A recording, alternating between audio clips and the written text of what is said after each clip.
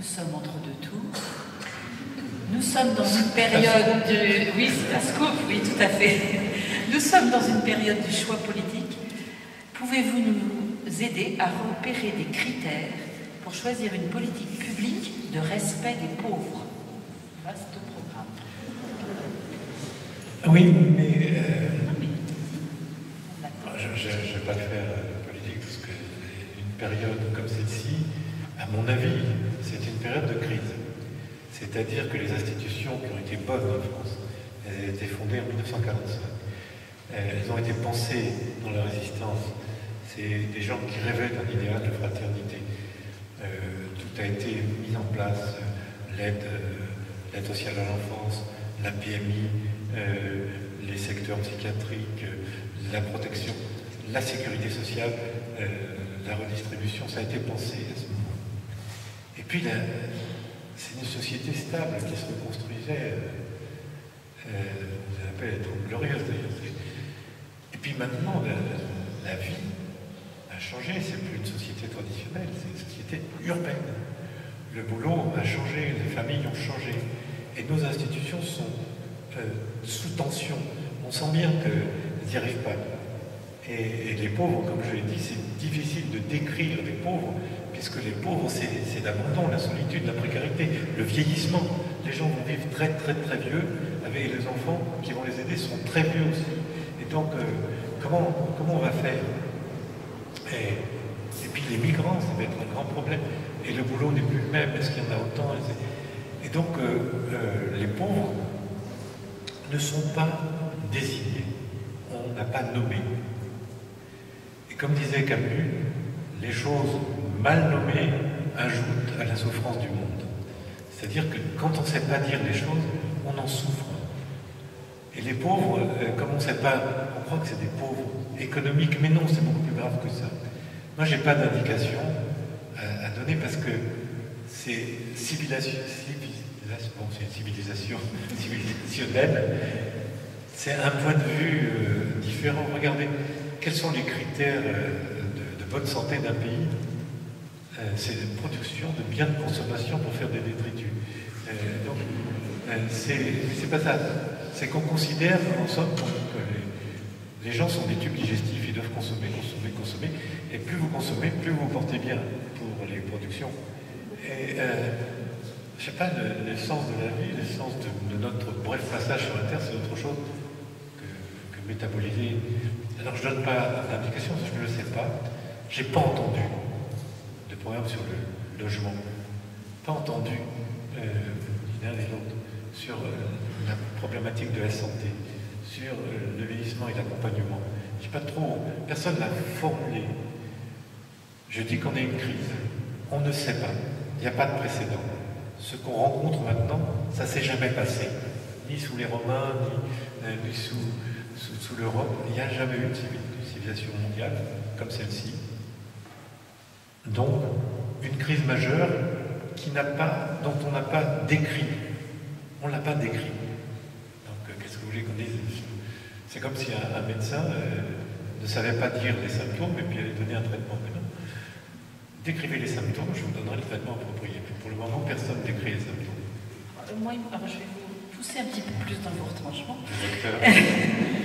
Puisque vous avez décrit les symptômes, quels seraient vos repères pour une politique? Oui, imaginez, vous êtes je suis dictateur. Ah non, pas dictateur. Et prophète. Un grand prophète, je prévois le futur. Je ne peux pas. Je ne le sais pas. Non, mais je ne le sais pas, vous ne pouvez pas. Je peux vous dire que ça ne sera pas linéaire. On est une situation de rupture avec notre passé, même avec nos sens. Donc, les préconisations, c'est faites du bien à proximité. Faites du bien de ce que vous voyez sous vos yeux. Mais regardez bien. Vous ne pouvez pas sauver le monde. Parce que c'est trop complexe, il y a trop de racines. Mais la souffrance, on peut toujours l'alléger. Ça, c'est sûr. On ne doit pas permettre que les gens souffrent. Vous savez, quand j'étais anesthésiste, très longtemps, on faisait des anesthésies de petits-enfants. Des fois, il y avait une malformation. Et on nous disait, bon, c'est pas la peine de donner de la morphine, vous n'avez qu'à le faire dormir. Les enfants, leur système nerveux n'est pas encore assez mûr, il ne mûrit qu'à 2 ans. Donc ils sentent rien. Oui, on a fait de la vivisection comme ça. Parce qu'après, on s'est aperçu que les enfants sentaient qu'il n'y a pas une bête au monde qui ne sente pas la douleur. Et donc, rien qu'en énonçant des trucs, eh ben, on arrive à le faire. Donc, les enfants se réveillaient, ils disaient bien, mais le corps se souvient quelque part, je ne sais pas comment, mais il se souvient. Je reviens parce que je suis tenace. Et je pense que la question est quand même intéressante. Imaginez-vous, vous avez envie de mettre en place une commission pour chercher des critères pour mettre en place une politique publique de respect des pauvres. Et je vous dis, premièrement, l'immigration. L'immigration, le monde s'est mis en route. Comment on fait? Est-ce que vous allez mettre des barbelés autour de la ville, autour du pays? Comment on fait? Avec quels moyens vous allez les renvoyer chez eux et pourquoi? Comment vous allez les arrêter? Comment garder votre identité avec des gens qui viennent? Ça, c'est un programme, dire les fondements de la République que vous avez écrit 1789, droit de l'homme et du citoyen. Et du citoyen, c'est pas le droit de l'homme comme ça, c'est du vivre ensemble. Comment on fait pour accueillir des gens? Pour dire, attendez, notre monde minimum, pour travailler, c'est ça. Il faudrait travailler là-dessus. Dire, est-ce que quand les gens vont vieillir très vieux, qu'est-ce qu'on en fait? Est-ce qu'on va les mettre dans des EHPAD où on ne veut pas payer? On appelle ça le 5e risque, la perte d'autonomie. Alors que le vieillissement est tout à fait normal.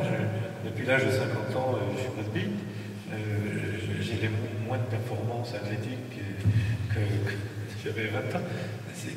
Le corps, il va perdre ses performances, et c'est normal parce qu'un jour on meurt, c'est-à-dire petit à petit. Mais par contre, on peut, pendant que cette courbe physique décline, la courbe intellectuelle et spirituelle va augmenter, si on peut. Donc j'encouragerais la dynamique pour éviter l'exclusion par l'âge. J'ai dit, mais je ferai mon maximum pour éveiller, pas en faisant du tango, du macrameute, mais en disant, quelle est votre participation? Les gens qui prennent leur retraite à 60 ans, ils ont toute une expérience. Comment on fait pour faire l'intergénérationnel, à part de l'appeler de ses voeux? Comment on fait? Les jeunes en particulier qui sont à l'abandon, tous ces types qui ont traversé la vie, qui ont une expérience du boulot, c'est pas parrainer, c'est accompagner, montrer. Vous voyez, c'est beaucoup plus profond. C'est pas de l'éducation de l'école, c'est de l'éducation permanente d'une société joyeuse qui vous apporte, au lieu de vous rabaisser avec des spectacles affligeants, des télés je ne dis pas les mots, mais des télés, va vous stimuler toutes les facultés. Au lieu de ça, on vous avachit. Donc, si j'avais des pouvoirs, je commencerais par dire, attendez, on a un statut dans la vie. On grandit, on acquiert, on meurt, mais c'est normal. Il ne faut pas penser éternellement réparer une machine qui ne se réparera pas. Il y a d'autres formes d'intelligence que d'apprendre les mathématiques ou de la physique. C'est l'intelligence de cœur, comment on fait pour accompagner ça. Si vous voulez, c'est compliqué. Je ne peux pas vous répondre parce que c'est très complexe et c'est surtout de tirer le maximum des gens. Chaque fois qu'on perd quelqu'un, c'est irrémédiable. Les individus sont uniques. André Frossard disait « Dieu ne sait compter que jusqu'à 1 ». Et c'est chaque individu. Vous avez quand même répondu en partie.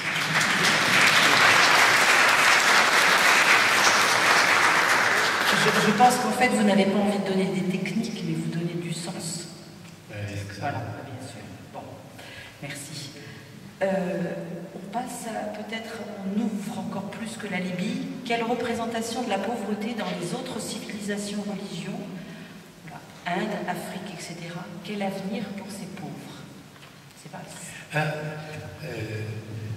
en fait, toutes ces grandes cultures ont été englouties dans la mondialisation. On a tous les mêmes comportements, on va vivre en ville. Et pauvreté, ce n'est pas des pauvretés économiques. Par exemple, j'étais beaucoup en Thaïlande, au Cambodge, au Vietnam. Pour ça dépend de l'idée qu'on se fait du cycle, des réincarnations, des karmas. Si vous êtes pauvre comme ça, il y a 30 ans, il disait, mais vous expliquez quelque chose, hein, c'est votre vie précédente, vous devez être...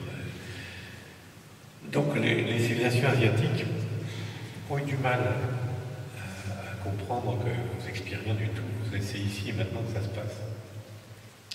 Et la pauvreté n'a pas les mêmes connotations. Et en Afrique aussi, les sociétés paysannes se sortent de la pauvreté de biens par ces entraides implicites. Ils ne savent même pas qu'elles s'entraident. Mais ce n'est pas par hasard que, par exemple, Mohamed Youssouf, c'est au Bangladesh que ça a commencé, les microcrédits. C'est-à-dire, il s'est appuyé sur des communautés qui s'aident. C'est pour ça que ça ne marche pas très bien, les microcrédits. Dans d'autres cultures, il faut des chaînes de gens qui ont l'habitude, en tout cas la connaissance de l'entraide.